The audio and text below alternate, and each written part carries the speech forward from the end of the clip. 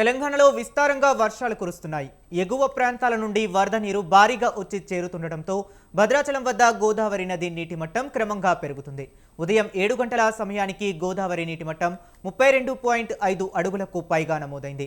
నీటి మట్టం పెరుగుదల కారణంగా స్నానఘట్టాల వద్ద మెట్లు వరద నీటిలో మునిగిపోయాయి. ఎగువ ప్రాంతాల నుండి వస్తున్న వరద ప్రవాహం కొనసాగితే భద్రాచలం వద్ద నీటి మట్టం మరింత పెరిగే అవకాశం ఉందని అధికారులు తెలిపారు.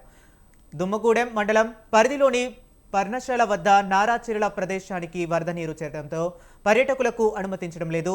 చెర్ల మండలంలోని తాలిపేరు జలాశయానికి ఎగువ ప్రాంతం నుండి భారీగా వరద నీరు వచ్చి చేరుతుంది. భద్రాచలం పట్టణంలో స్లూయిజ్ల ద్వారా వరద నీరు ప్రవేశించకుండా నిరోధించడానికి అధికారులు మోటార్లను ఏర్పాటు చేశారు.